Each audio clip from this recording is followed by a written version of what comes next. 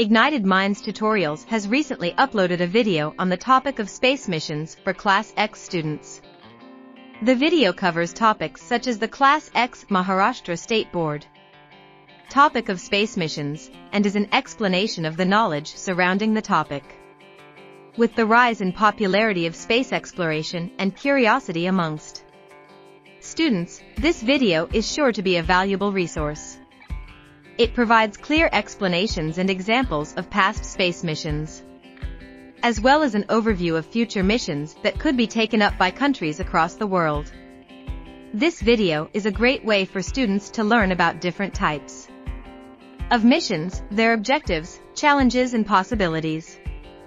By watching this video, students can gain a deeper understanding of the science behind space exploration and be inspired to pursue a career in space research. With Ignited Minds Tutorials' commitment to providing quality education, students can trust that this video will be a valuable resource to help them learn and grow in their knowledge of space missions.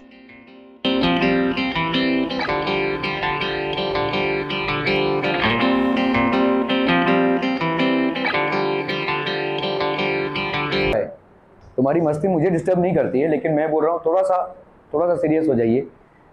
जो भी आपका मतलब है वो 1-2 महीने बाद कर लीजिएगा भाई साहब। जीवन के उसके बाद तो 3-4 महीने का लीव रहेगा आपका, है ना। तो कर लो तभी जब करना है जीवन में। अभी थोड़ा सा ट्रैक पे रहिए। ऑब्वियसली जो आप एग्ज़ाम देंगे वो आपके लिए जीवन भर का ठप्पा होगा, उसको तो आप रेक्टिफाई कर नहीं सकते। अगर आप 45% से पास हो रहे हैं तो भी होंगे, 95% से पास होने तो भी होंगे, वही टप्पा रह जाएगा। So it's not going to change. So what can change is your attitude in the next 2 or 3 months। ठीक है, तो करो मस्ती जो करना है, लेकिन थोड़ा आप लोग बताइए आप सब कितना भी आप लोग टाइम अभी स्पेंड कर रहे हैं पढ़ाई में। अपने घर वालों को अगर मैं कॉल करूँ और इधर स्पीकर पे डालूँ तो वो कितना बताएंगे, और मैं एक्सपेरिमेंट कर सकता हूँ, कोई दिक्कत नहीं है, कितना ही बता देंगे। मैं आपके घर वालों से भी बात कर चुका हूँ, आपके घर वालों से भी बात कर चुका हूँ, आपके घर वालों से भी बात कर चुका हूँ, और मुझे ये उम्मीद भी है कि अब बाकी लोगों का भी सेम फीडबैक ही मिलेगा कि नहीं हो रहा है। ठीक है, they are not doing it as they should be doing. ये एक सेम फीडबैक ही मिलेगा। Clear. So what can you do to, मतलब इसका मतलब उनका ऑब्जर्वेशन है, मेरा ऑब्जर्वेशन यहाँ पे आपके रिस्पॉन्सेज पे बेस्ड है। मैं जाके वहाँ पे वेरीफाई नहीं कर रहा हूँ कि आप वाकई में पढ़ रहे हैं कि नहीं, लेकिन आपका जिस तरीके का रिस्पॉन्स है उस हिसाब से मैं आपको बता रहा हूँ। एंड थोड़ा सा अपने आप को समेट लीजिए, और ये 2-3 महीने हैं, let's kind of focus and let's close on this on a better note। Mayuresh उसको बंद कर देना प्लीज, थैंक यू। ये आपके 10 साल की पढ़ाई का एक बोल सकते हैं हम कंक्लूजन है, 1 साल का नहीं है ये। ठीक है, आपका ये जो करिकुलम है ये बोर्ड का एग्जाम मतलब 10th में ही क्यों होता है, क्योंकि आपका 10 साल एज अ स्टूडेंट जर्नी कैसा रहा है उसको इवेल्युएट करता है। ये हो सकता है आप बहुत ब्रिलियंट हो, आपके मार्क्स नहीं आ रहे हो, ये सब कुछ भी हो सकता है, लेकिन जनरली आपका जो मार्क्स है वो डिसाइडिंग फैक्टर होता है कि आपका स्टूडेंट लाइफ कैसा रहा है। ठीक है, कोई भी आपसे पूछेगा नहीं कि आपने 3rd में कितना स्कोर किया था, 4th में कितना स्कोर किया था, लेकिन आपका 10th का बोर्ड का जो मार्क्स होता है दैट इज क्रूशियल। वो आपका जीवन भर का टप्पा रहता है, and that is basically a testimony of what you have done in the past 10 years। So please be a little more careful and please gather yourself for this. आप एक M तो बनाइए, एक मोटो तो बनाइए कि भाई इतना तो मुझे लाना ही है, कि मुझे भाई साहब 90% तो क्रॉस करना है। यहाँ पे मुझे ऐसा कोई भी नहीं दिख रहा है जो 90 हिट ना कर सके, और मैं यहाँ फ्रैंकली बोल रहा हूँ, you are too new for me so I can not say about you, but the others I can say that they can hit at least 90। ये आपके ऊपर है। अभी अगर आप अपने आप को नहीं समेट पाएंगे अभी तो वो मुश्किल हो जाएगा, वरना मुश्किलात नहीं है। समझ में आ रही है।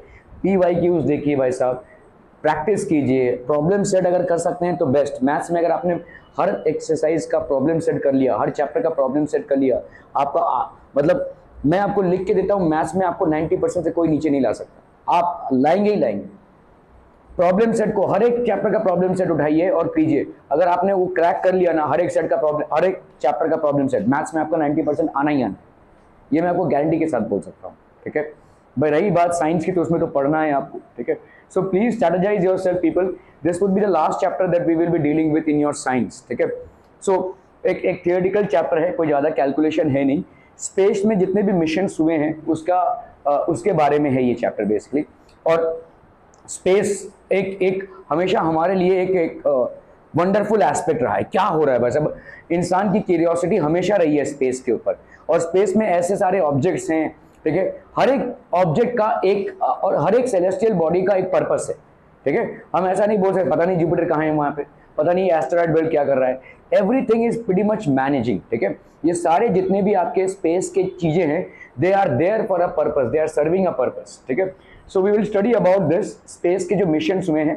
अगर आप देखोगे यहाँ पे विथ ऑप्शन आपके स्टेट बोर्ड में, विथ ऑप्शन मतलब आपका जो एमसीक्यू टाइप के क्वेश्चंस होते हैं इस चैप्टर से लगभग 5 मार्क्स के आते हैं, ठीक है। और विदाउट ऑप्शन वाले जो मार्क्स मतलब आपके हैं जिसमें आपको डिटेलिंग आंसर लिखना पड़ेगा या वो लिखना पड़ेगा, उस 3 मार्क्स है।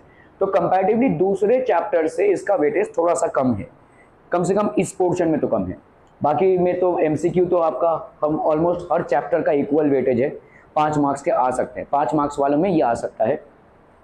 हाँ, थियोरेटिकल क्वेश्चंस में इसमें से थोड़ा सा कम वेटेज है, ठीक है।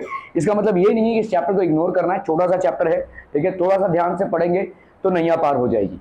Okay, so we have space missions, artificial satellites, classification of artificial satellites, orbits of artificial satellites, satellite launch vehicles, space missions away from the earth.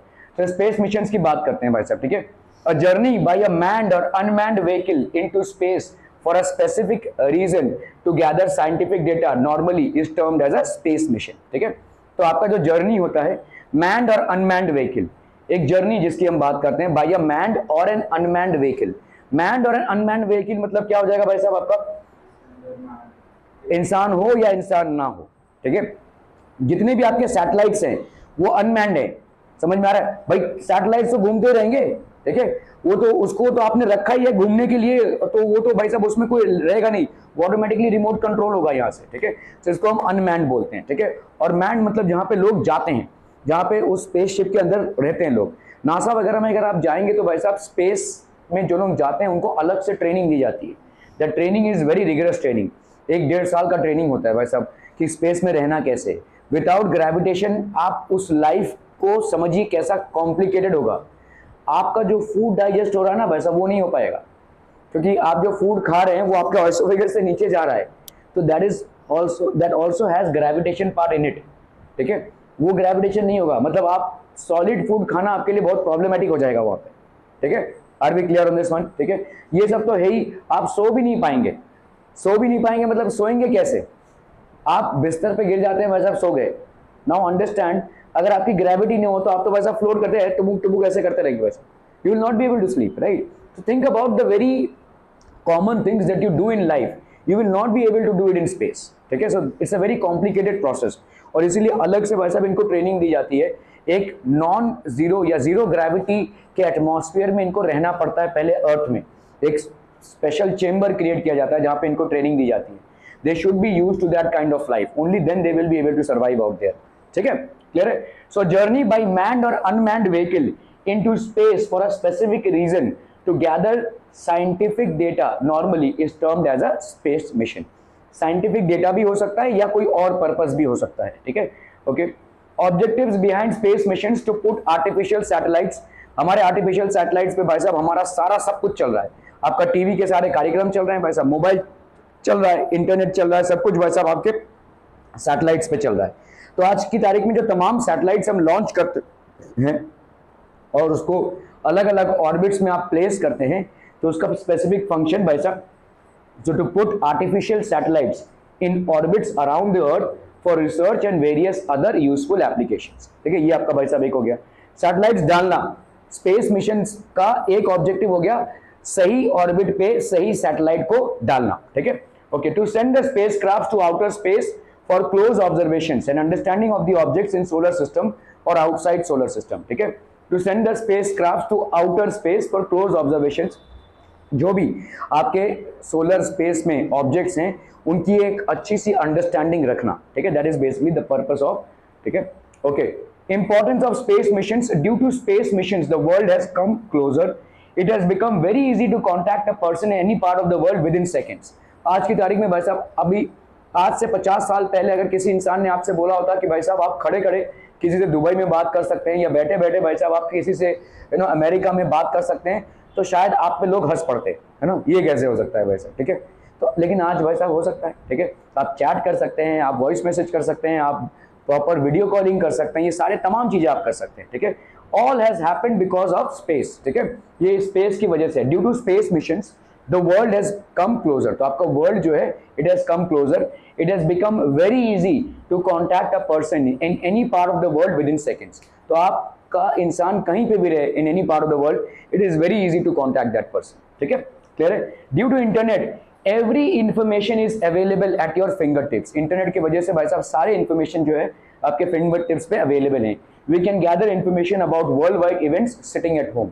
घर बैठे भाई साहब हम सारा इंफॉर्मेशन गैदर कर सकते हैं, ठीक है, क्लियर है। और ये इंटरनेट का जो यूजेज है वो किसके वजह से है, ये स्पेस मिशंस की वजह से है, ठीक है। Use of satellites can give us advance alert about various natural calamities so that we can. तो आप देखो इंटरनेट जो आपके लिए एक नॉलेज का सोर्स है जिसको हम नॉलेज के सोर्स की तरह यूज नहीं करते हैं, हम भाई साहब उल्टे सीधे साइट्स पे जाकर उल्टे सीधे रील्स देखकर खत्म कर देंगे उसको। लेकिन आपका इंटरनेट आज की तारीख में एक बहुत बड़ा सोर्स है, आप कोई भी इंफॉर्मेशन वहां से निकाल सकते हैं। पहले तो भाई साहब हमारी रिलायबिलिटी सिर्फ गूगल पे थी, लेकिन आज की तारीख में चैट जीपीटी से भी आप सारा इंफॉर्मेशन निकाल सकते हैं, ठीक है। तो तमाम चीजें जो हैं वो आप इंटरनेट की मदद से कर सकते हैं, ठीक है। तो ये तो एक है ही भाई साहब, घर बैठे आप सारा काम कर सकते हैं। पहले तो एक सिस्टम था कि भाई साहब अगर काम करना है तो आपको ऑफिस या बिजनेस जो आपका कारोबार है वहां पे जाना पड़ेगा, घर से जाना पड़ेगा। लेकिन आज की तारीख में आप घर बैठे काम करें, वर्क फ्रॉम होम का कल्चर चालू हुआ है। और ये कोरोना के टाइम पे मैं बता रहा हूँ बहुत सारी बड़ी कंपनियों ने, उनके पास कोई अभी चारा नहीं था, जो लोग डेटा एंट्री या कोई भी काम करते घर बैठे काम का वर्क फ्रॉम होम का कल्चर चालू हुआ। और अभी देखा जा रहा है कि इतनी बड़ी बड़ी कंपनीज ने 2 साल वर्क फ्रॉम होम से बिंदास काम चलाया। तो काहे को भाई साहब इतना बड़ा रेंट भरे, है ना, इतने एम्प्लॉइज के लिए एसी चलेगा, ये चलेगा, वो चलेगा, इससे अच्छा भाई साहब रहने दो उनको घर में, घर बैठे ही काम कर रहे हैं, हमारा पैसा बच रहा है, ठीक है। आज की तारीख में almost 50% of the companies have switched on from work from office to work to home mode. उनके लिए फायदा है भाई साहब। तो इससे अच्छा तो भाई साहब थोड़ा सैलरी बढ़ाकर एम्प्लॉय को दे दो, वो ज्यादा कम कर देगा तुम्हारा, घर बैठे भाई साहब काम करे, किसी को भी अच्छा लगेगा भाई साहब घर बैठे काम करना, है ना। सो वर्क फ्रॉम होम का कल्चर चालू हुआ। और ये क्यों हो रहा है भाई साहब, इंटरनेट आपका है, इंटरनेट की वजह से आप कनेक्टिविटी है, बॉस के साथ मीटिंग है भाई साहब, फट से भाई साहब ऑनलाइन मीटिंग चालू हो गया भाई साहब, ठीक है। बॉस को कुछ डायरेक्शन देना है, वो फट से जाकर डायरेक्शन दे सकता है आपको। So everybody is connected by the strong internet as a medium, ठीक है। तो वर्क फ्रॉम होम भाई साहब आज आप सोचो इस चीज को कि अगर इंटरनेट नहीं होता तो ये 2 सालों में क्या हालत होती, पूरा एजुकेशन सिस्टम डाउन हो गया होता। अभी आप 10th में नहीं होते थे, आप 8th में होते थे, है ना, सिंपल सी बात है भाई साहब। तो ये होता ही नहीं था ना भाई, पढ़ाई नहीं तो कहां से जाओगे तुम 10th में, तुम तो 8th में रहते थे भाई साहब, अभी कायदे से, क्लियर है, ठीक है। तो this is what would have happened somehow, कैसा भी क्वालिटी रहने दो, समहाउ थोड़ा बहुत एजुकेशन तो हुआ, थोड़ा बहुत ब्रश अप तो हुआ, उसका इम्पैक्ट आया सबके ऊपर, लेकिन it was at least better than nothing. ऐसा ही बहुत सारे एपिडेमिक्स हमारे पहले भी आ चुके हैं। और उस टाइम पे जैसे न्यूटन के टाइम पे बिबोनिक प्लेग हुआ था, उस टाइम पे पूरे क्या कहते हैं इंग्लैंड को बंद करना पड़ता, लॉकडाउन था। तो सिर्फ न्यूटन ही भाई साहब अपना एक्सपेरिमेंट कर रहे थे, उसके जितने भी कंटेम्प्रेरी छात्र लोग थे उन लोगों को क्या ही पढ़ेंगे वो, ठीक है। So that is what happens, ठीक है। तो आज की तारीख में भाई साहब इंटरनेट हमारे लिए बहुत बड़ा आंसर है, ठीक है। यूज ऑफ सैटेलाइट्स, अभी सैटेलाइट से हम इंटरनेट का तो आनंद ले ही सकते हैं, इंटरनेट का फायदा तो उठा ही सकते हैं, प्लस सैटेलाइट से भाई साहब आप क्या कर सकते हैं, समझ लो यहाँ पे हमको दिख रहा है कि सुनामी आ रहा है, तो यहां तक आने में उसको थोड़ा टाइम लगेगा, फटाफट सैटेलाइट पिक्चर से हम इस पिक्चर को लेकर यहाँ के लोगों को अलर्ट कर सकते हैं, ठीक है, दैट कैन बी डन। आप सेम ग्राउंड लेवल पे नहीं देख पा रहे हैं, लेकिन ऊपर जो सैटेलाइट है वो देख पा रहा है, ठीक है, इट कैन बेसिकली सी। आज से कुछ 15-20 साल पहले उड़ीसा में एक बहुत बड़ा सुनामी आया था और उस सुनामी में बहुत सारे लोग मारे गए थे, मोर देन 5000 पीपल वे किल्ड, ये सरकारी आंकड़े हैं, ठीक है। सीबीएसई में एक चैप्टर भी है उस पे, ठीक है, द विलेज ऑफ सरासम, कुछ तो ऐसा नाम है उसका, और उसमें मतलब बहुत सारे लोग मारे गए क्योंकि ये हम प्रेडिक्ट नहीं कर पाए कि सुनामी आने वाला है, ठीक है। और भाई साहब जब तक आता था, जब तक हम पोटली पाटला बांध के भाई साहब निकलते थे तब तक वो आ चुका था। 5 से 5,500 लोग मारे गए, कितने मतलब इधर उधर बह गए उसका कुछ हिसाब नहीं, ठीक है। डेड बॉडीज ही 5,000 मिली, तो ऐसा तांडव हुआ। लेकिन आज से कुछ 5-10 साल पहले, 5-7 साल पहले फिर से उसी उसी टाइप का सुनामी आया था, उसमें एक भी इंसान नहीं मरा। क्यों? क्योंकि हमारा भाई साहब सैटेलाइट इमेजिंग और पिक्चरिंग बहुत एफिशिएंट हो गया था। हमको 3 दिन पहले ही मालूम चल गया था कि सुनामी आने वाला है। उन सारे लोगों को वहां से हमने रिलोकेट कर दिया, ठीक है, relocated to a safer zone, ठीक है। हाँ, आया, थोड़ा बहुत प्रॉपर्टी का नुकसान हुआ, लेकिन जान है तो जहान है भाई साहब। अगर इंसान जिंदा रहेगा तो वो बना ही लेगा कल, ठीक है। So that is how it is, ठीक है।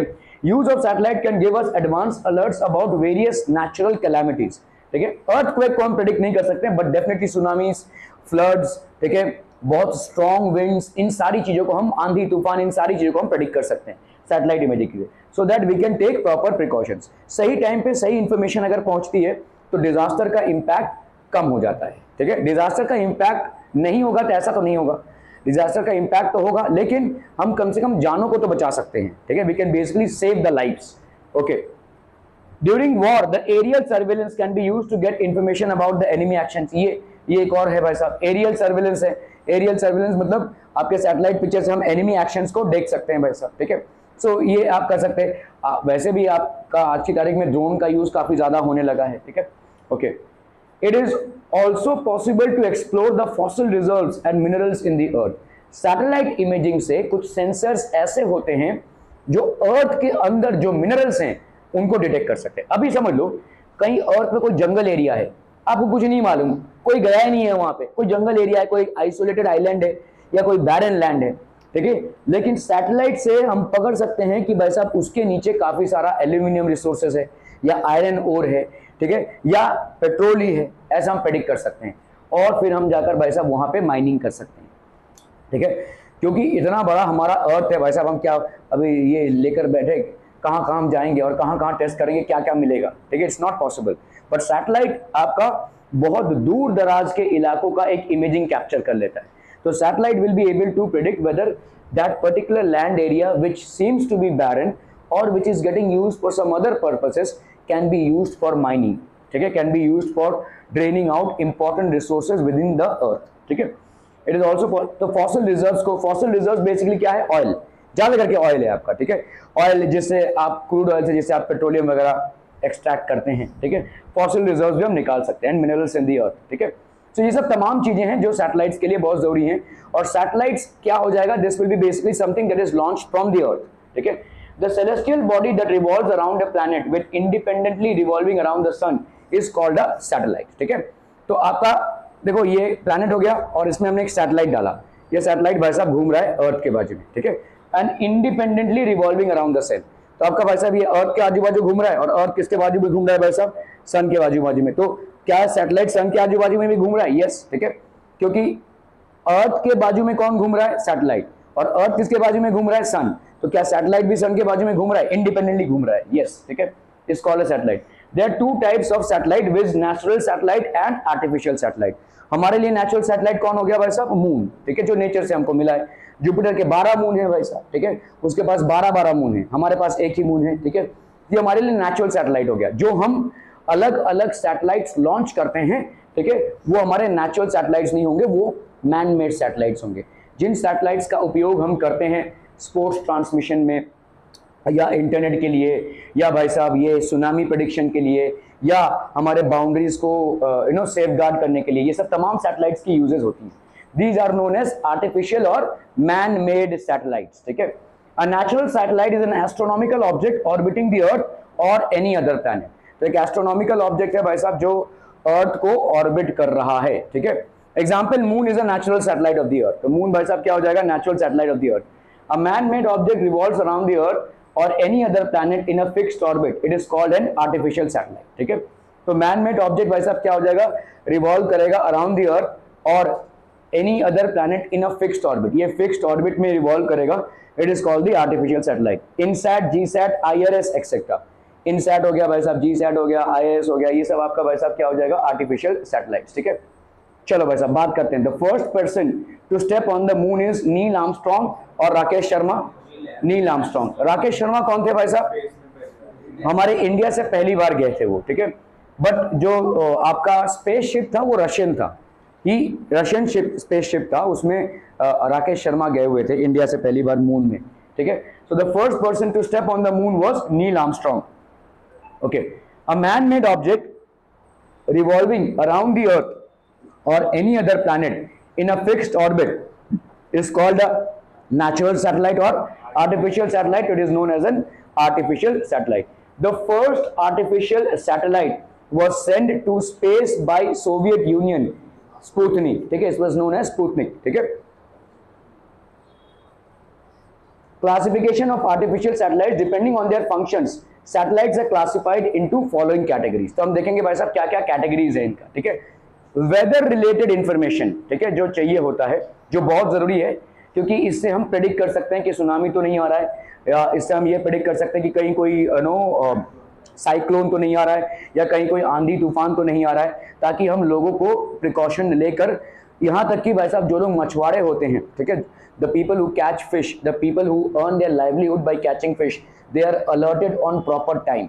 ठीक है, उनको भाई साहब प्रॉपर अलर्ट मिल जाता है.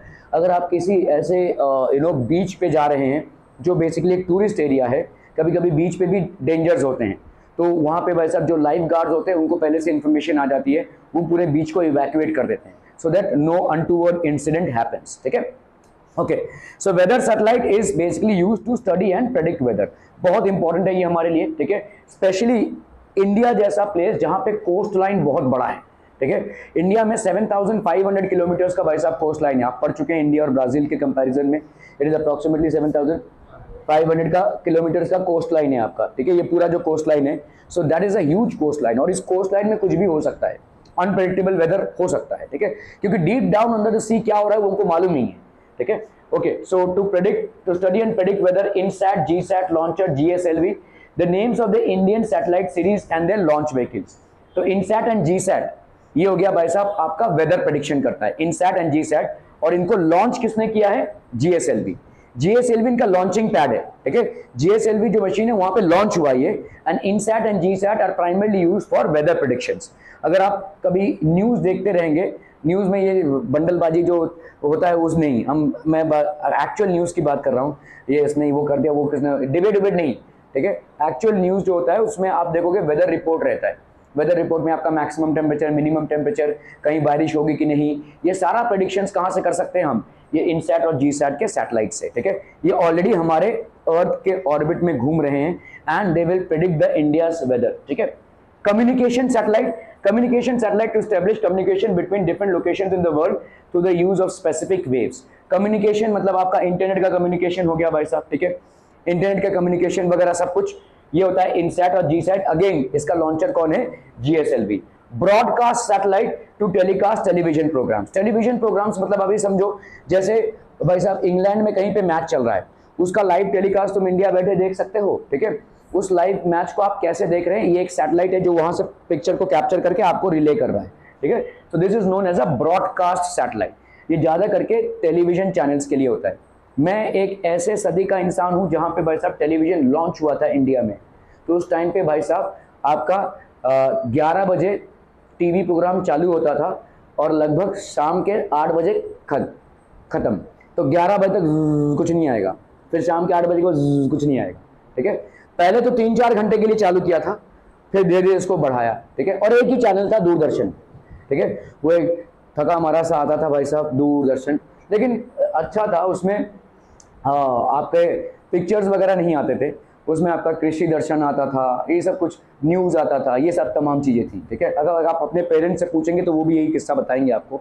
उनके टाइम पे ये लॉन्च हुआ था और उस टाइम पे हमको मालूम है कि मोहल्ले में एक टीवी आता था, पूरे मोहल्ले भर के लोग भाई साहब उसके पास जाकर टीवी देखते थे. ठीक है, तो ऐसा होता था. फिर धीरे धीरे उसके पास आया, ऐसे धीरे धीरे लोग टीवी लेने लगे. ठीक है, खैर, तो अभी आज की तारीख में भाई साहब आपके पास कितने चैनल्स और कितने ओटीटी प्लेटफॉर्म्स हैं इसकी कोई गिनती नहीं कर सकते आप, है ना. There so many options. और धीरे धीरे अगर आप देखोगे ये जो आपका पूरा एंटरटेनमेंट का जो मोड है, it is going on a solo mode as of now. ठीक है, एक टाइम होता था जब आप मतलब पेरेंट्स के साथ, फैमिली के साथ बैठकर खाते हुए आप शायद टीवी देख रहे हैं या कुछ बकवास कर रहे हैं बीच में और टीवी भी देख रहे हैं. तो दैट वाज अ थिंग.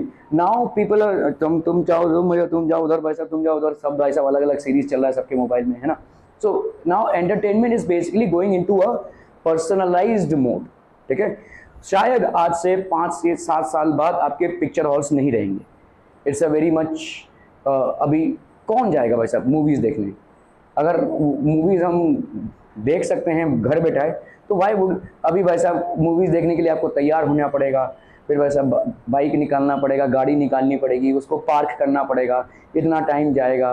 1-1.5 घंटे की मूवी में तो आपका आधा घंटा जाने आने तैयारी में कम से कम चला जाएगा, 1 घंटा पकड़ लो, ठीक है।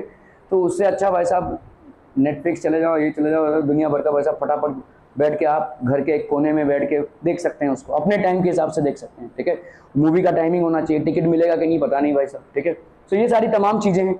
शायद आज से 5-7 साल बाद आपको पिक्चर हॉल्स नहीं मिलेंगे। आपको मालूम है PVR जो है एक प्रोग्राम चला रहा है, इम्प्लीमेंट करने की कोशिश कर रहा है, ठीक है। अभी तक मतलब पाइपलाइन में है कि बड़े बड़े जो आपके इंजीनियरिंग के एग्जामिनेशंस हैं, ये स्कब है, इसको हम वहाँ पे दिखाएं, ठीक है। सो बेसिकली कैसा होगा कि आपको एक सब्जेक्ट है, उस सब्जेक्ट को 3 घंटे में कवर किया जाएगा। वो सब्जेक्ट ऐसा चलता रहेगा पिक्चर में, क्योंकि अभी कौन जाएगा मूवी देखने।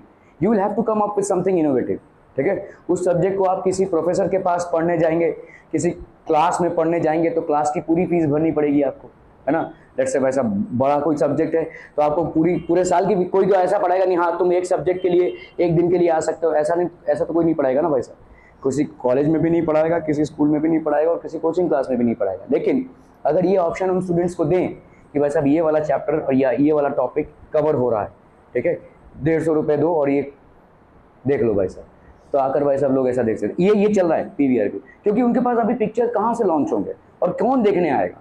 धीरे धीरे ये लुप्त प्राय हो जाएगा। So how do we run this industry now?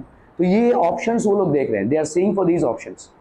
बोला है PVR ऐसा देख रहा है भाई साहब, ठीक है। जो कॉम्प्लिकेटेड टॉपिक से आपके समझ लो, आपका MBBS कर रहा है कोई भाई साहब, डॉक्टर है कोई, बन रहा है डॉक्टर, लेकिन उसको ठीक से कोचिंग नहीं मिल पा रही, कोई गांव दूर दराज इलाके में है, वो जाकर PVR में ऐसा बैठेगा और नोट्स निकालेगा, अच्छा जी ऐसा, ठीक है। ये ऐसा इंटरेक्टिव क्लास चलेगा, ठीक है। It will be like a huge screen, और स्क्रीन में आपके सारे चीज़ें डिस्प्ले होंगी, क्योंकि पिक्चर देखने के लिए अभी लोग जाना थोड़ा सा मुश्किल हो जाएगा। It will be a little complicated. Okay, so आपका देखो ब्रॉडकास्ट सैटेलाइट हो गया। ब्रॉडकास्ट सैटेलाइट क्या करता है, आपके एक जगह के इवेंट को दूसरे जगह रिले करता है by the medium of television channels, ठीक है। Okay, navigational satellite to fix the location of any place on the earth surface in terms of its very precise latitude and longitude. ये GPS आप use करते हैं, ओला वाले जो use कर रहे हैं, ठीक है, या जो भी आपके ट्रांसपोर्ट लॉजिस्टिक्स वाले जो यूज करते हैं, आप खुद अपने गाड़ी में भी GPS जो लगाते हैं, ठीक है, ये सारा चीज भाई साहब क्या है, नेविगेशनल सैटेलाइट है। आप किसी लोकेशन पे अगर आपको जाना रहेगा, आप GPS को फॉलो करते करते आराम से आप आज की तारीख में देखो लोकेशन भेज दे भाई साहब, पहुंचना यहाँ पे लोकेशन भेज दो भाई साहब, ठीक है, तो फटाक से आप उसको लोकेट कर सकते हैं। या ओला वाले भी इसको लोकेट कर सकते हैं। ओला में आप जब बुकिंग करते हैं या किसी उबेर में अगर आप जब बुकिंग करते हैं तो सिर्फ एड्रेस डालते हैं और वो अपने आप लोकेट कर लेगा, वो अपने आप तक को पहुंचा देगा, ठीक है। So this is basically navigational satellite. इसका भाई साहब क्या है, IRNSS। इसका लॉन्चर कौन है, PSLV, ठीक है। IRNSS है, that is basically the name of the satellite and the launchers name is PSLV। Military satellite, इसका एक्सेस सबको नहीं है, ठीक है। वेदर सैटेलाइट वगैरह इन सब चीजों को तो आप देख सकते हैं। मिलिट्री सैटेलाइट जो है वो सिर्फ डिफेंस को ही एक्सेस रहता है, ठीक है। So to collect information for security aspects, इसको हम रिवील नहीं करते हैं। कौन से सैटेलाइट को हम मिलिट्री इंफॉर्मेशन के लिए यूज कर रहे हैं, दैट इज नॉट रिवील्ड, ठीक है। ये सारे कंट्रीज का है भाई साहब, सीक्रेट रहेगा। उसका लॉन्च पैड क्या है और कौन सा सैटेलाइट यूज हो रहा है, क्योंकि अगर हमको मालूम चल गया कि ये वाला सैटेलाइट इनको मिलिट्री इंफॉर्मेशन प्रोवाइड कर रहा है तो एनिमी कंट्री उसको यूज कर सकती है, ठीक है। So that is the reason information is not provided, it is absolutely confidential. ये सिर्फ डिफेंस को एक्सेस है, बाकी सारी चीजों को आप देख सकते हैं, बाकी सारी चीजों को आप जान भी सकते हैं कौन सा सैटेलाइट यूज हो रहा है, ठीक है। Earth observation satellite to make a study of forest, deserts, oceans, polar ice on the earth surface. जैसे आप बोल रहे हैं ना कि भाई साहब ओजोन लेयर में होल हो गया है, कैसे ही जानोगे, ठीक है, ये आप जानोगे क्योंकि भाई साहब ओजोन लेयर में होल हो रहा है by earth observation satellite. To make study of forest, forest की स्टडी, डेजर्ट्स की स्टडी, ठीक है, ओशंस की स्टडी, पोलर आइस जितना ज्यादा मेल्ट होगा भाई साहब उतना ज्यादा हमको खतरा भाई साहब, ठीक है, सी लेवल बढ़ेगा और हमारे लिए जमीन रहने के लिए कम पड़ जाएगी, ठीक है। Earth surface exploration and manage natural resources, observe and guide in case of natural calamities, ठीक है, लाइक फ्लड हो गया, अर्थक्वेक हो गया, इन सब जगहों में अगर होता है, ठीक है, तो इसके हम IRS करते हैं। ये लॉन्चर क्या है आपका, PSLV। ये भी हमारा एक कॉमन सैटेलाइट है जो सब इसका बेनिफिट ले सकते हैं, ठीक है। Everybody can take a benefit of this. Okay, चलो भाई साहब यहाँ पे आता है आपका name the first artificial satellite sent by Russia in space, it was Sputnik, ठीक है। What is an artificial satellite? It is a man-made satellite basically. Name any two types of artificial satellite and state their functions. आप weather satellite उठा लो भाई साहब, communication satellite उठा लो भाई साहब, broadcast satellite उठा लो, ठीक है, मिलिट्री सैटेलाइट उठा लो, all these are basically artificial satellites. Communication हो गया, ब्रॉडकास्ट हो गया, नेविगेशन हो गया, मिलिट्री हो गया, अर्थ ऑब्जर्वेशन सैटेलाइट हो गया, ठीक है। Any two satellites with their function. आपका communication satellite it establishes various types of communication like internet and on between different countries of the world, ठीक है। Broadcast satellite it is used by television channels to relay programmes from one country और one end of the world to the other end, ठीक है। Navigational satellites जैसे GPS आपका भाई साहब to locate, ठीक है, places in terms of the latitude and longitude, ठीक है। मिलिट्री जो आपके मिलिट्री इंफॉर्मेशन के लिए ये कॉन्फिडेंशियल है, डिफेंस सर्विसेज में यूज होता है। Earth observation satellites are basically used to predict weather conditions, तो आपका climate conditions, to soil minerals, इन सब का इंफॉर्मेशन हमको देता है। मैन मेड ऑब्जेक्ट है और फिक्स्ड ऑर्बिट है, ठीक है। Okay, orbits of fixed satellites, the path followed by a satellite while revolving around the planet is known as the orbit of the satellite. तो ये आपका भाई साहब प्लैनेट हो गया और ये भाई साहब सैटेलाइट घूम रहा है, ये इसका अर्थ का रेडियस हो गया और ये हो गया r प्लस एच। आपको याद है भाई साहब हमने निकाला हुआ था v कितना होता है, mv square by r is equal to gnm by r plus h का स्क्वायर, ठीक है। So put the satellite in its proper orbit at a specific height above the earth surface. तो एक को अगर हम एक स्पेसिफिक हाइट, तो पुट द सैटेलाइट, एक सैटेलाइट को प्रॉपर ऑर्बिट में डालने के लिए above the earth surface, satellite is taken to a height using a satellite launcher. मतलब कैसा है कि आपको अगर किसी अर्थ के लिए सैटेलाइट को लॉन्च करवाना है तो सैटेलाइट को एक स्पेसिफिक हाइट में डालकर छोड़ना पड़ेगा और ये घूमता रहेगा, ठीक है, क्लियर है। So the path followed by a satellite while revolving around the planet is known as the orbit of the satellite. तो अगर किसी सैटेलाइट का अर्थ के आजू बाजू घूमना होता है तो वो जिस रेडियस पे घूमता है उसको हम बोलते हैं ऑर्बिट ऑफ द सैटेलाइट, ठीक है। To put the satellite in its proper orbit at specific height above the Earth's surface, the satellite is taken to that height using a satellite launcher. तो हम भाई साहब एक सैटेलाइट लॉन्चर से इसको launch कराते हैं और घुमाते हैं, ठीक है। Then the satellite is given the critical velocity. Critical velocity क्या होती है? Minimum amount of velocity होती है in a tangential direction to the orbit. तो हम भाई साहब यहाँ पे सैटेलाइट लॉन्चर को लेकर गए और सैटेलाइट लॉन्चर टेढ़ा हो जाएगा। अब इसको भाई साहब वेलोसिटी से हम छोड़ेंगे, मतलब ऐसा आ जाएगा और ये इसको ऐसे छोड़ देगा और ये भाई साहब ऐसे घूमने लगेगा, ठीक है। क्रिटिकल वेलोसिटी होती है जिसमें हम इसको छोड़ते हैं, ठीक है। एक्सप्रेशन फॉर क्रिटिकल वेलोसिटी भाई साहब इसको कैसे कैलकुलेट करते हैं, किसी भी घूमते हुए ऑब्जेक्ट का आपका फोर्स कितना होता है, mv स्क्वायर बाई r, ठीक है, mv square by r। Consider the satellite of mass m revolving at a height h around the planet of mass m and r with a speed. ये वाला जो mv square r होगा ये किसके बराबर होगा, ठीक है, mv स्क्वायर बाई r, ये होगा आपके ग्रेविटेशनल फोर्स के बराबर gmm बाई r का स्क्वायर। अभी r क्या है यहाँ पे भाई साहब, r प्लस h है, तो v स्क्वायर की वैल्यू क्या हो जाएगी, देखो यहाँ पे r और ये एक r कैंसिल हो गया, तो v स्क्वायर की वैल्यू क्या, ये वाला m और ये वाला m कैंसिल हो गया, gm by r plus h। तो v नॉट की वैल्यू कितनी हो जाएगी, gm upon r plus h। इसको मैं समझा दूंगा आपको, ठीक है, डोंट यू वरी, ठीक है। Depending upon the height of the satellite's orbit above the earth surface, the satellite orbits are classified as below, ठीक है। तो आपके तीन टाइप के सैटेलाइट्स हैं, ठीक है। पहला आता है भाई साहब हाई अर्थ ऑर्बिट्स, ठीक है। High earth orbits, height from the earth surface for these orbits is greater than and equal to 35,780 kilometre. इतना भाई साहब इसका हाइट है, 30 मतलब अर्थ से इतना हाइट है इसका, ठीक है। Medium height from the earth surface for these orbits is between 2000 to, मतलब इसका जो अंत है वो इसकी शुरुआत है ना, 2000 से लेकर 35,780 किलोमीटर, इतने ऊंचे हैं ये। तो ये हो गया आपके मीडियम अर्थ ऑर्बिट्स। और लो एंड ऑर्बिट्स ऑब्वियसली कहां से होंगे, 180 किलोमीटर से 2000 किलोमीटर, ठीक है। तो लो एंड ऑर्बिट्स जो होंगे, लो अर्थ ऑर्बिट्स, ये हमारे सबसे करीब वाले होंगे 180 से 2000, ठीक है। फिर मीडियम वाले कहां से हो जाएंगे, 2000 से 35,780 एंड 35,780 एंड प्लस ये भाई साहब हो जाएगा आपका high earth orbit. Satellite revolving in these orbits take around 24 hours to complete one revolution around the earth. तो ये भाई साहब 24 घंटा लगाएंगे, जितना अर्थ का स्पीड है उतना ही, मतलब कैसा है देखो, ये ऐसे घूमता रहेगा क्योंकि अर्थ भी 24 घंटे में घूम रहा है ना एक बार, और ये भी 24 घंटे में एक बार घूम रहे हैं, तो ये क्या हो जाएंगे, अर्थ के साथ ही घूम रहे हैं, है ना, एक ही पॉइंट पे रह जाएंगे ये, ठीक है। Satellites revolving in these orbits take 2 to 24 hours to complete one revolution around the earth. तो इनको 2 से 24 घंटा लगता है भाई साहब, ठीक है। Satellites take around 90 minutes to complete one revolution around the earth. ये भाई साहब 1.5 घंटे में पूरा चक्कर मार लेते हैं, ठीक है, लो अर्थ ऑर्बिट्स वाले। These satellites revolving in these orbits appear stationary with respect to earth. क्यों स्टेशनरी?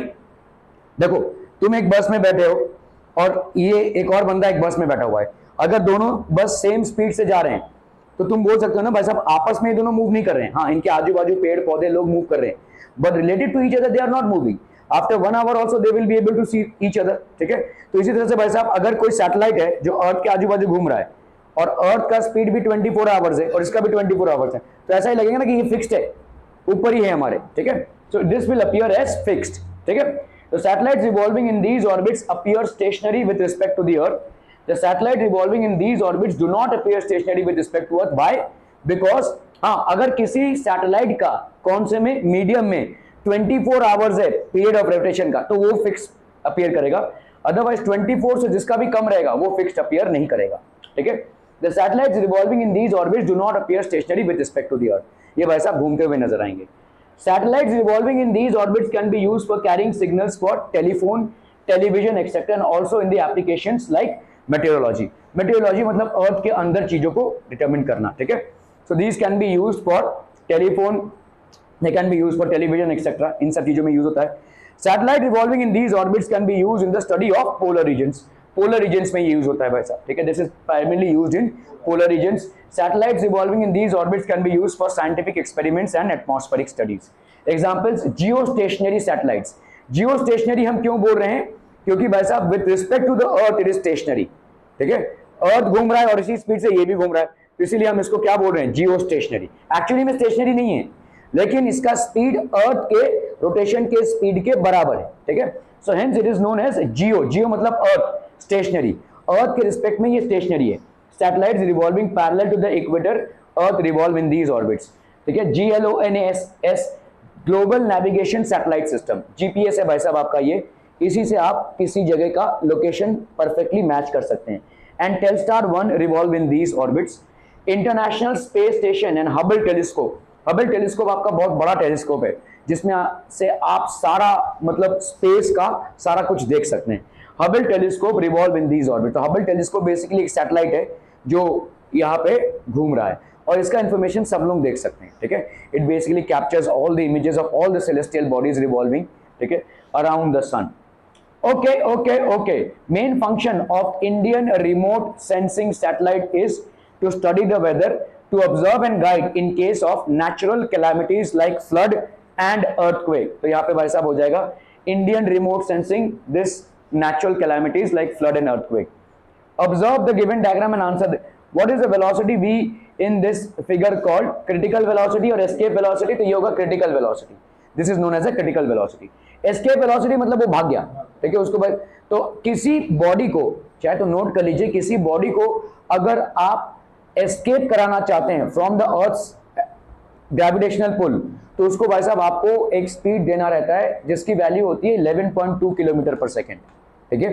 किसी बॉडी को चाहे वो कितना भी भारी हो, चाहे भी कितना भी हल्का हो, अगर आपने इतनी velocity they the, that is 11, एक सेकेंड में वो 11 किलोमीटर कवर करे, तो वो अर्थ का ऑर्बिट छोड़कर मतलब अर्थ से फिर वापस नहीं आएगा, it is not going to come back, ठीक है। So that is called the escape velocity. तो यहाँ पे हम क्रिटिकल वेलोसिटी की बात कर रहे हैं। Dash earth orbits are also called as polar orbits. High और मीडियम, भाई साहब यहाँ पे क्या हो जाएगा? Medium earth orbits are also called as polar orbits. आपने देखा जो मीडियम में घूमते हैं वही पोलर स्टडीज करते हैं, ठीक है। ओके, प्रीवियसली आज 2019 का भाई साहब Hubble telescope is 569 kilometre high from the earth surface. Revolving orbit of हबल्स telescope कितना हो जाएगा? रिवॉल्विंग ऑर्बिट नहीं, देखो अर्थ इसका कितना है? 569 किलोमीटर है और रेडियस ऑफ अर्थ कितना है? 6400 किलोमीटर। समझ में आ रहा है भाई साहब? देखो ये एक गोला भाई साहब अर्थ और उसके बाहर ये, तो ये जो है, ठीक है, 569 किलोमीटर हुआ और यहां से यहां तक 6400। समझ में आ रहा है? अर्थ का रेडियस कितना हुआ? 6400, उसके ऊपर और 569 को ऐड करोगे तो उसका रेडियस कितना हो जाएगा? 6400 प्लस 569, ठीक है।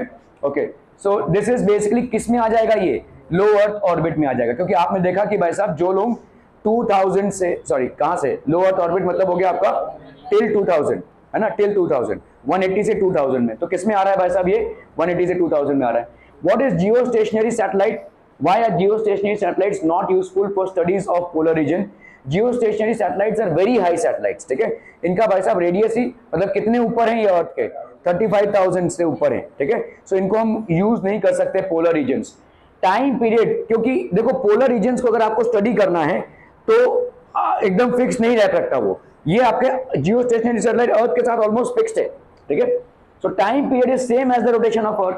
कोई भी जियोस्टेशनरी सैटेलाइट का जो टाइम पीरियड है वो 24 आवर्स है, it is as good as the time period of the earth rotating, time period is the same as that of rotation of earth, orbits parallel to equator at height of 35,780 kilometre. Satellite launch vehicles, तो आपके भाई साहब satellite launch vehicles होते हैं जिससे हम satellites को launch करवाते हैं, ठीक है, तो प्लेस फॉर सैटेलाइट, देखो यहां पे होता है सैटेलाइट, जैसे जैसे रॉकेट ऊपर होता जाएगा वैसे वैसे वो अलग होता जाएगा, टुम टुम टुम टुम टुम ऐसा आ जाएगा, ठीक है।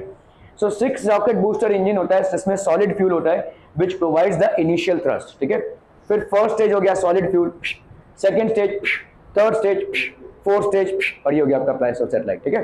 तो आपका यहाँ पे क्या हो जाएगा, the vehicles which with the help of which the satellites are placed in their specific orbits are called satellite launch vehicles।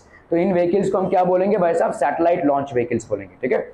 Jin vehicles को यूज करते हुए आप किसी सैटेलाइट को प्लेस करते हैं ऑर्बिट में, उनको हम बोलेंगे सैटेलाइट लॉन्चिंग व्हीकल्स, SLVs बोलेंगे हम इनको, ठीक है।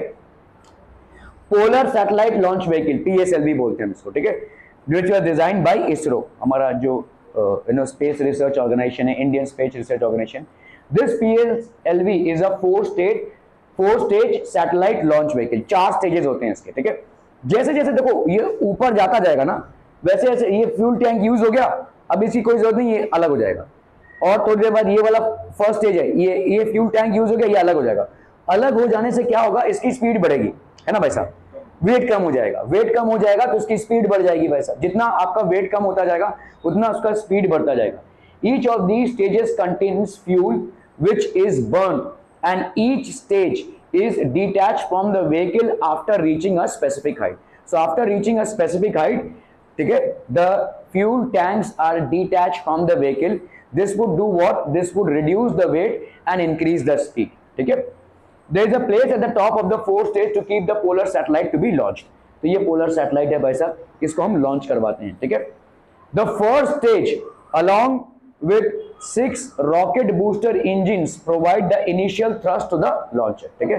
तो ये जो rocket booster engines हैं, they will provide the initial launch to the, मतलब initial जो आपका भाई साहब thrust होता है to the launcher. The second and fourth stages have liquid fuel in them, whereas the third stages works on the solid fuel. तो second और third stage में भाई साहब liquid fuel होता है, और जो आपका third stage होता है उसमें solid fuel हो जाता है। देखो ये solid fuel है, ये liquid fuel है, फिर solid fuel है, फिर liquid fuel है। जैसे जैसे फ्यूल आपका यूज होता जाएगा वो पार्ट डिटैच होता जाएगा, ठीक है।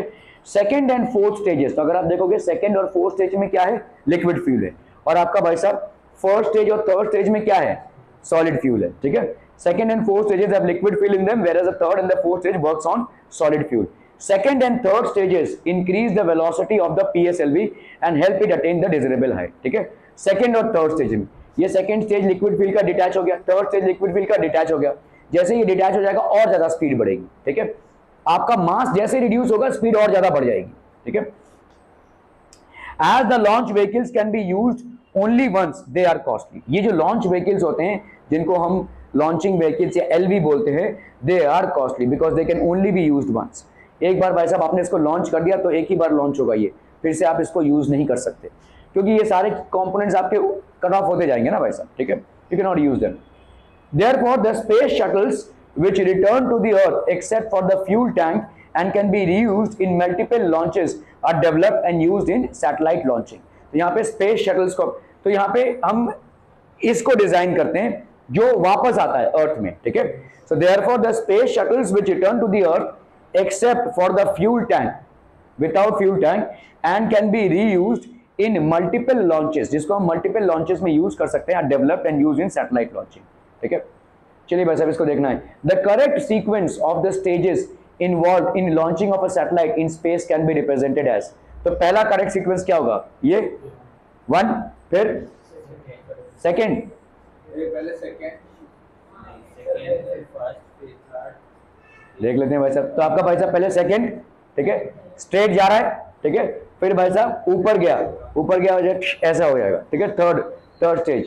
फिर आएगा आपका भाई साहब फर्स्ट स्टेज मतलब आप इसको डिटैच कर रहे हैं, ठीक है, डिटैच कर रहे हैं। फिर आएगा आपका भाई साहब फिफ्थ स्टेज, ये पूरा डिटैच हो गया, ये नीचे आ रहा है अभी वापस, ठीक है, fifth stage and then the fourth stage, ये आप सब घूमने लगा।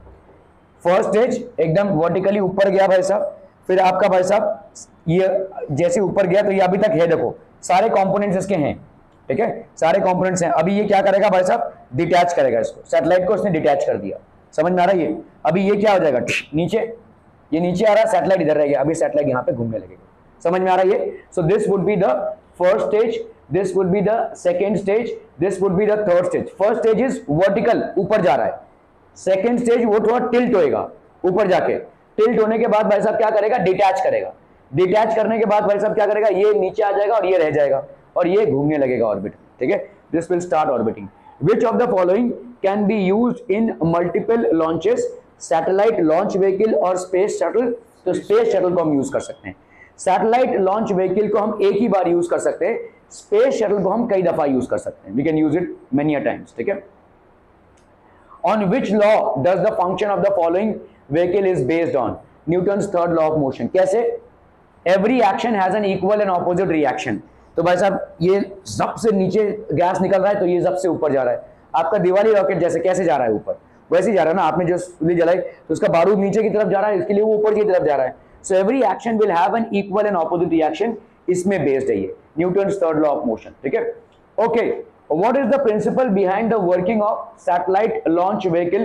Write the formula for escape velocity. We are going to discuss this escape velocity. Write the long form of ISRO. Newton's third law of motion पे based है भाई साहब। Every action has an equal and opposite reaction. That is the principle behind the working of satellite launch vehicle. हर एक satellite launch vehicle का भाई साहब, तो satellite launch vehicle का बेटर वर्जन है स्पेस शटल। स्पेस शटल को आप कई दफा यूज कर सकते हैं, सैटेलाइट लॉन्च व्हीकल को आप एक ही बार यूज कर सकते हैं, ठीक है। Okay, right the formula for escape velocity. Escape velocity क्या हो जाएगा भाई साहब, 2gm/r, मतलब ये आउट ऑफ ऑर्बिट हो गया, ये अभी मतलब अर्थ में वापस नहीं आएगा, it's not going to come back on earth, ठीक है। So this will be 2gm/r। What is the long form of ISRO? इसको तुम करोगे ना 2 × 6.67 × 10⁻11, मास ऑफ अर्थ हो गया आपका 6.4 × 10⁶, रेडियस ऑफ अर्थ हो गया भाई साहब आपका 6400 × 10⁻3। ये सब वैल्यूज अगर आप डालोगे तो सीधा लिख देना 11.2 किलोमीटर पर सेकेंड, इसी को हम बोलते हैं एस्केप वेलोसिटी, ठीक है। Indian space research organisation, Indian space research organisation, which satellite is used in educational field among INSAT and GSAT series? तो आपका इसको हम क्या बोलेंगे, एड्यूसैट, ठीक है, it is known as EDUSAT. EDUSAT मतलब एजुकेशन और ये आपका सैटेलाइट है, ठीक है। Space missions away from the earth, some space missions are undertaken to further knowledge about the universe, ठीक है, to gain further knowledge about the universe. In these missions, spacecrafts are sent to the nearby objects in the solar system to observe them closely. तो जो nearby objects होते हैं solar system में, उन पे भेजे जाते हैं, ठीक है। जैसे आपने भाई साहब मून पे किसी चीज को रख दिया, ठीक है, मार्स पे किसी चीज को रख दिया, वहां से आप ऑब्जर्व कर रहे हैं, ठीक है, अर्थ को, ठीक है। For such missions, the spacecraft must escape the gravitational force to travel into the outer space. तो gravitational force भाई साहब इसको outer space को cover करेगी, ठीक है। To achieve this, the initial velocity of the spacecraft must be greater than the escape velocity of the Earth. मतलब escape velocity कितनी है, 11.2 किलोमीटर पर सेकेंड, इससे ज्यादा होनी चाहिए, तभी जाकर वो अर्थ के ग्रेविटेशनल फील्ड को escape करेगा, ठीक है। That will escape the gravitational field. The formula for the escape velocity is √2gm/r। यहाँ पे g हो गया आपका यूनिवर्सल ग्रेविटेशनल कांस्टेंट, m हो गया मास ऑफ अर्थ और r हो गया रेडियस ऑफ अर्थ। g का वैल्यू है 6.67 × 10⁻11 न्यूटन पर मीटर स्क्वायर पर kg स्क्वायर। और आपका भाई साहब मास ऑफ अर्थ हो गया और ये हो गया आपका रेडियस ऑफ अर्थ, ठीक है। Okay, space missions to Mars and other planets, the second nearest astronomical object to earth is the Mars, moon being the first. तो इसलिए देखिए मार्स के मिशंस निकल रहे हैं, अभी कैसे भी करके हम मार्स पे लैंड करें, तो मार्स में क्या लाइफ की पॉसिबिलिटी है और अगर है तो कैसे, और वहाँ पे अगर हमने किसी लॉन्च व्हीकल को डाला या किसी सैटेलाइट को डाला तो क्या वो हमारे अर्थ के पिक्चर्स एफिशिएंटली ले पाएगा? These are the things which are getting explored. The second, तो हमारा पहला सबसे एस्ट्रोनॉमिकल ऑब्जेक्ट जो हमारे क्लोजेस्ट है वो है मून। उसके बाद क्या है भाई साहब? आपका मार्स। ठीक है, many nations send space craft to the Mars. बहुत सारे नेशंस होते हैं जो स्पेस क्राफ्ट भेजते हैं, कहाँ पे? मार्स में भेजते हैं। However the Mars mission being very difficult, half of the missions were unsuccessful. ठीक है, तो बहुत सारे मिशंस आपके अनसक्सेसफुल हो गए। So the second nearest astronomical object to the earth is Mars, moon being the first. तो मून आपका पहला है, उसके बाद मार्स है। Many nations send space craft to the Mars. तो बहुत सारे ऐसे नेशंस हैं जो स्पेस क्राफ्ट भेजते हैं कहाँ पे? मार्स में। However the Mars mission is being very difficult, half of the missions were unsuccessful. तो मार्स में जितने भी हमारा भी एक मिशन हुआ था। ठीक है, so most of these missions actually fail, क्योंकि बहुत दूर है और उतने दूर तक सारी चीजों को मैनेज करना remotely becomes a little difficult. Little नहीं, बहुत डिफिकल्ट होता है। ठीक है, one of the successful missions is the spacecraft Mangalyaan which was made by ISRO ISRO. ठीक है, the spacecraft was launched in November 2013 and placed into orbit around the Mars in September 2014. ठीक है, तो orbit around the Mars है। Along with Mars, many spacecrafts were sent to other planets as well as asteroids and comets also. ठीक है, तो asteroid belt होता है, comets होता है, इनके आजू बाजू भी बहुत सारे spacecrafts भेजे गए। These are not man, मतलब इसमें भाई साहब पीपल नहीं है। ठीक है, there these spacecrafts have also collected some dust and stones from the asteroids and brought them back on the earth. India and space technology. India has made remarkable progress in space technology. Important launchers which have been developed in India are PSLV and GSLV. These are basically launching vehicles. ठीक है, LV मतलब होता है launching vehicles, तो ये launching vehicles हैं। ठीक है, स्पेसक्राफ्ट को लॉन्च करने के लिए ये यूज होता है। Important satellites developed in India, INSAT and GSAT satellites for telecommunication, television broadcasting and metrological services. INSAT और जीसैट प्राइमरली किसके लिए यूज हो रहा है? टेलीकम्युनिकेशंस के लिए यूज हो रहा है, टेलीविजन ब्रॉडकास्टिंग के लिए यूज हो रहा है एंड मेट्रोलॉजिकल सर्विसेज के लिए यूज हो रहा है। EDUSAT satellite in this series contributes to the field of education. IRS satellite series, ठीक है, for monitoring and management of natural resources and disaster management. इससे हम भाई साहब डिजास्टर मैनेजमेंट, ठीक है, नेचुरल रिसोर्सेज को मैनेज करते हैं। IRNSS satellite series for locating position of any place on the earth surface in terms of it's precise latitude and longitude. Space debris, अभी देखो सब लोग सैटेलाइट भेज रहे हैं भाई साहब। ठीक है, सारे कंट्री सैटेलाइट भेजने में कोई तकलीफ नहीं है जब तक आप भाई साहब सैटेलाइट को एक प्रॉपर यूज के लिए भेज रहे हैं। तो सब लोग अगर भेजने लगे तो स्पेस में कितना कचरा हो जाएगा, और आज की तारीख में ये एक बड़ा प्रॉब्लम होता जा रहा है। डेब्रिस मतलब कचरा। ठीक है, in space non essential objects revolving around the earth are termed as debris. एक सैटेलाइट की लाइफ होती है, उसके बाद क्या हो जाएगा? वो ऑर्बिट तो करता रहेगा but it will not be able to provide the required information, तो वो क्या बन जाएगा? कचरा। अभी इसको कैसे साफ करें? ठीक है, सो इन स्पेस तो ये नॉन एसेंशियल बन जाएगा। हर सैटेलाइट की एक लाइफ होती है, उसके बाद वो क्या बन जाएगा? It will become non essential. Non essential objects revolving around the earth are termed as debris in space. We call them as debris in space. Along with the artificial satellites, some other objects like non functional satellites. ठीक है, तो artificial satellites तो हैं ही, ये तो काम के हैं हमारे, लेकिन इसके साथ साथ नॉन फंक्शनल सैटेलाइट्स, सैटेलाइट्स जो खराब हो चुके हैं, सैटेलाइट्स जो नॉन ऑपरेशनल हो चुके हैं, वो भी पड़े हुए हैं भाई साहब वहां पे। Parts of the launcher detach during the launching, तो आपका भाई साहब ये सैटेलाइट गया, ये लॉन्चर ऐसा हो गया, इसने डिटैच कर दिया, अभी ये भी तो घूम रहा है वहां पे।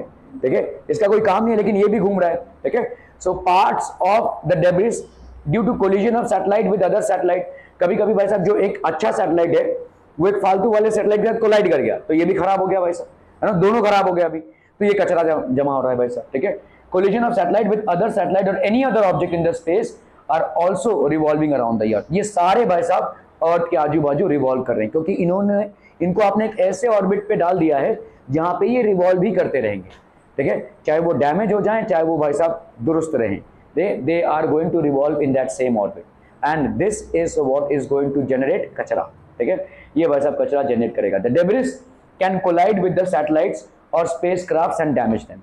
ये कचरा जब भाई साहब आपके, जैसे समझ लो कोई एयरप्लेन जा रहा है और एयरप्लेन में कुछ और आकर टक्कर मार दिया तो क्या हो जाएगा, वो एयरप्लेन क्रैश कर जाएगा, right. So same is with satellite, it is unmanned, ठीक है, वो तो हम रिमोट से चला रहे हैं उसको उधर, लेकिन वो अनमैन्ड है, कुछ भी आके कुछ अगर उसको हिट कर जाएगा तो इट विल गेट डैमेज, ठीक है।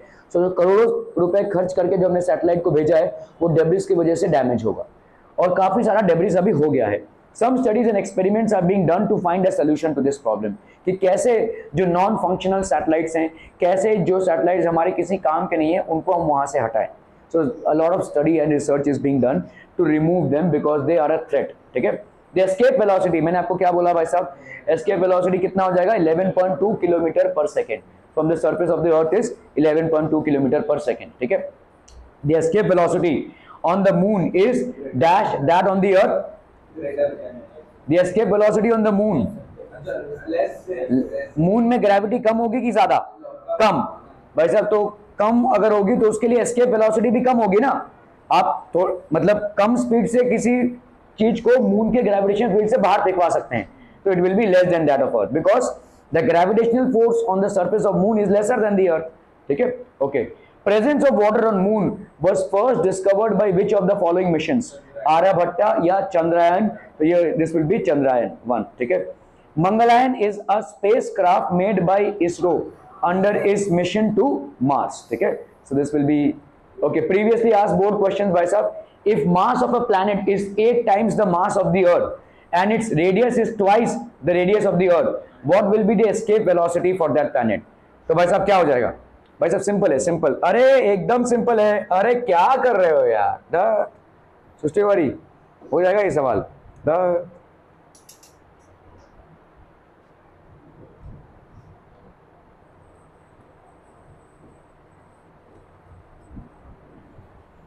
देखो आपने देखा एस्केप वेलोसिटी क्या होती है, एस्केप वेलोसिटी का फॉर्मूला क्या होता है भाई साहब, 2gm/r, है ना, 2gm/r, ठीक है।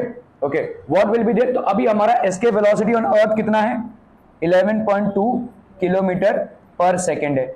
अभी हम देख रहे हैं यहाँ पे एक प्लैनेट है, प्लैनेट में एस्केप वेलोसिटी क्या हो जाएगी भाई साहब, वही सेम 2g तो यूनिवर्सल ग्रेविटेशन कांस्टेंट है, और यहाँ पे मास ऑफ द प्लैनेट, तो यहाँ पे मास ऑफ द प्लैनेट, ठीक है, mass of the planet, this is what, mass of the planet is 8 times the mass of earth, है कि नहीं भाई साहब, ठीक है। तो यहाँ पे मास ऑफ प्लैनेट लिख लेते हैं पहले, फिर क्या लिखेंगे भाई साहब, रेडियस ऑफ द प्लैनेट, क्या दिया हुआ है भाई साहब, रेडियस इज ट्वाइस, तो radius of the planet is twice the radius of earth, है कि नहीं। ये जो भाई साहब आपने लिया हुआ है ये मास ऑफ अर्थ ही तो है और ये रेडियस ऑफ अर्थ है ना, इसकी वैल्यू कितनी आई है, 11.2 किलोमीटर पर सेकेंड। अब कर लो इसको भाई साहब, यहाँ पे आप ये पे क्या लिखेंगे, escape velocity of that planet will be 2g, mp के जगह पे आप क्या लिख सकते हो भाई साहब, 8m लिख सकते हो कि नहीं, 2g इंटू 8m, rp के जगह पे क्या लिख सकते हो भाई साहब, 2r, ठीक है। तो ये और ये भाई साहब आपका कैंसिल हो गया, तो ये कितना हो जाएगा, 8 को हमने बाहर निकाला तो कितना आ जाएगा भाई साहब, तो ये 8 हो गया, 8 अगर बाहर निकलेगा तो 2√2 हो जाएगा कि नहीं, √8 मतलब कितना हो जाएगा, 2√2, ठीक है। और यहाँ पे कितना हो गया, gm √gm/r, है कि नहीं, क्लियर है, are we clear on this one people, हम समझ में आ रहा है भाई साहब। यहाँ पे इस 8 को ये 2 और 2 कैंसिल हो गया ना भाई साहब, radius is twice the radius of the earth, तो radius is twice the radius of the earth, है ना, 2r हो गया ये, और यहाँ पे 2g और mp, m कितना है भाई साहब आपका, mp is 8 times of m, 8 times the mass of the अर्थ, यहाँ पे 2 और 2 कैंसिल हो गया, तो यहाँ पे क्या हो जाएगा, देखो this will B how much, 8gm/r, 8 √8 मतलब कितना होता है, 2√2 होता है ना भाई साहब, 2√2 मतलब कितना, 2 इंटू 1.14, है ना, 2 इंटू 1.41 ऐसा कुछ आएगा। और इसका कितना है भाई साहब, ये इसकी वैल्यू कितनी है, इसकी वैल्यू हमको मालूम है, अरे 2 को बाहर क्यों निकालना है, चलो अंदर ही रहने देते ना, ओ बहुत बढ़िया, ठीक है, आई एम सॉरी पीपलम, I am very very sorry, ठीक है। ओके, तो यहाँ पे कितना आया देखो, वेलोसिटी, एस्केप वेलोसिटी कितना आ गया भाई साहब, 8gm/r, ठीक है। इसको हम ऐसा लिख सकते हैं 4 इंटू 2gm/r, ऐसा लिख सकते हैं कि नहीं, 4 को बाहर निकालो तो कितना आ गया 2, और अंदर क्या बचा 2, ये 4 का अंडर रूट अगर मैं लूं तो बाहर क्या आ गया 2, और इधर के अंदर क्या बचा 2gm/r, अभी ये 2 GM/r की वैल्यू कितनी है 11.2 kilometre per second. So that will be how much 2 2 जा 4 11 2 जा 22 22.4 kilometre per second. This would be the escape velocity. Clear है? Are we clear on this one? अभी पहला बोलो ना बोलो.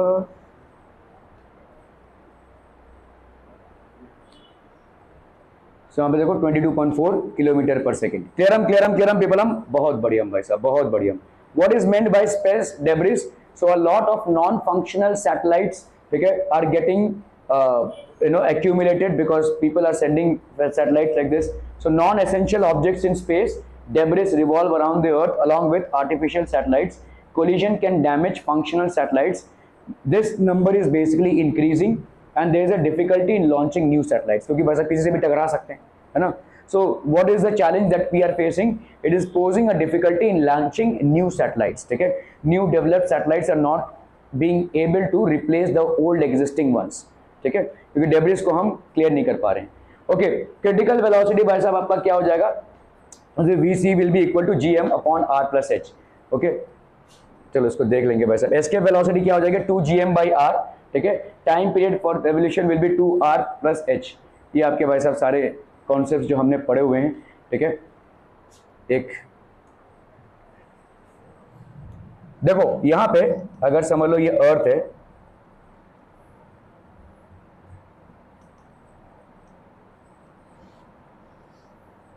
ये अर्थ है और ये हो गया भाई साहब किसी अर्थ को ऑर्बिट करता हुआ सैटेलाइट.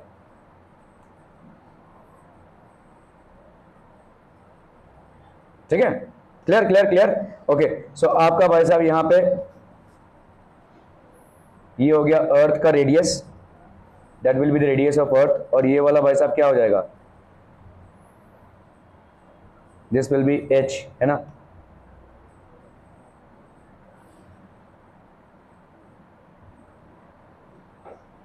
ये हो गया आपका h.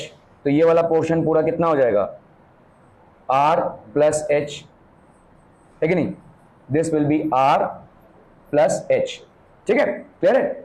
यहां पे आपने किसी सैटेलाइट को लॉन्च करवाया, ये घूम रहा है. ठीक है, ये घूमने का कारण क्या होगा?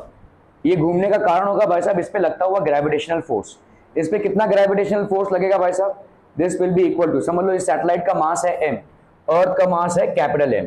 तो ये ग्रेविटेशनल फोर्स कितना हो जाएगा बोलो? G मास m बाई कितना डिस्टेंस है देखो r+h का स्क्वायर. यही होगा ना भाई साहब, Gmm/r+h का स्क्वायर.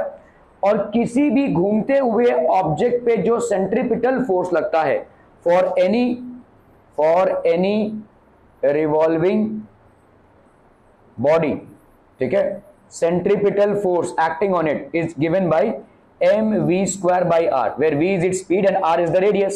ठीक है, अभी इसका मास m है सैटेलाइट का, v², लेट्स से इसका स्पीड हो गया, जो इसका है भाई साहब क्या? Critical velocity. This is basically the critical velocity with which it is revolving. ये रिवॉल्व कर रहा है भाई साहब क्रिटिकल वेलोसिटी से.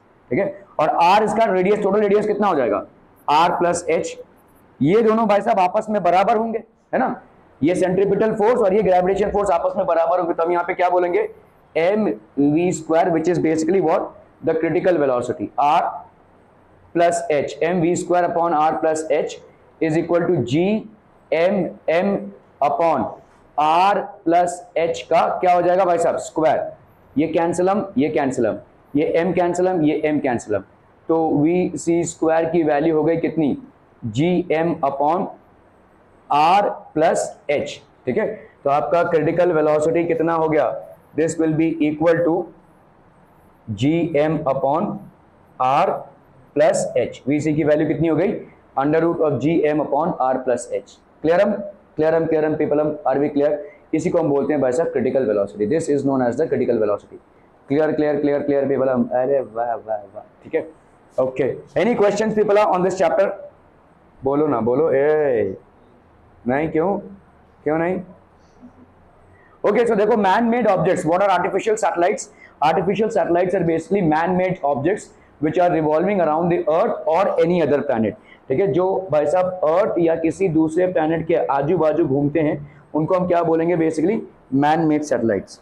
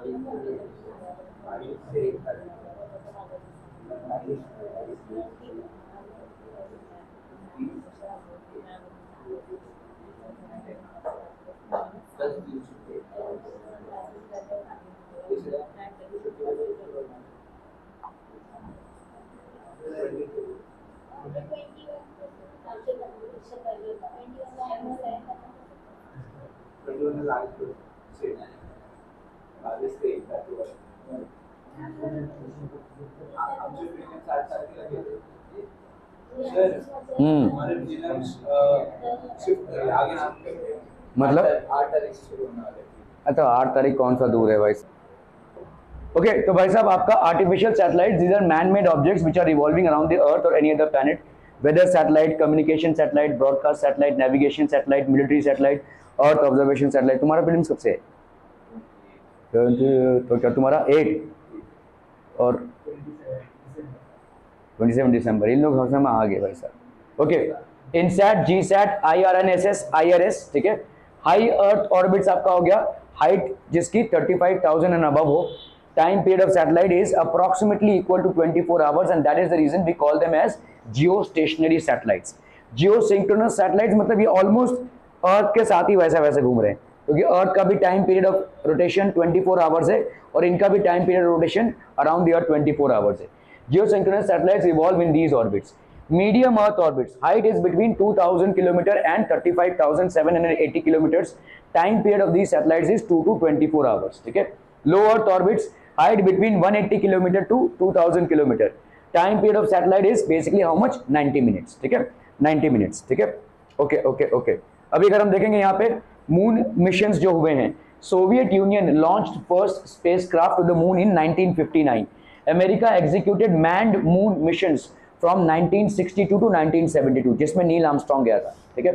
Chandrayaan 1 was the first Indian spacecraft to orbit the moon launched by ISRO in 2008, found the presence of water on moon. So they have found some traces of water on moon, और water basically एक living aspect को support करता हुआ चीज है। ठीक है। Okay. Mars mission Mangalyaan launched by ISRO in 2013, placed into orbit around the Mars in 2014, obtained very useful information about surface and atmosphere of Mars. ठीक है। Missions to other planets, many missions executed to study other planets, asteroids, comets, etc. Some have collected dust and stones from asteroids. These are helping us in clarifying concepts about origin and evolution of solar system. ठीक है। तो space missions आपके क्या क्या हो जाएंगे? Artificial satellites, man made objects revolving around the earth और any other planet. ठीक है। Critical velocity acts tangential to the object, ये हो गया critical velocity. Independent of mass of satellite, decreases with increase in height और orbit of satellite. Escape velocity हो गया भाई साहब independent of mass of object. Escape velocity for the earth is how much? 11.2 kilometres per second. ठीक है। सो ये सब तमाम चीजें हैं जिसको आपको याद रखना है। एस्केप वेलोसिटी का फॉर्मूला √2gm/r, और आपका भाई साहब क्या कहते हैं क्रिटिकल वेलोसिटी का क्या हो जाएगा भाई साहब? √gm/r+h। ठीक है। एस्केप वेलो नहीं, स्क्वायर नहीं होगा, v is equal to √gm/r+h। ठीक है। h हो गया height above the surface of earth. और भाई साहब आपका एस्केप वेलोसिटी का न्यूमेरिकल वैल्यू क्या है? 11.2 kilometres per second. Are we clear on this one people? ठीक है। इसके साथ आपका क्या समाप्त होता है? Science 1। Thank you so much for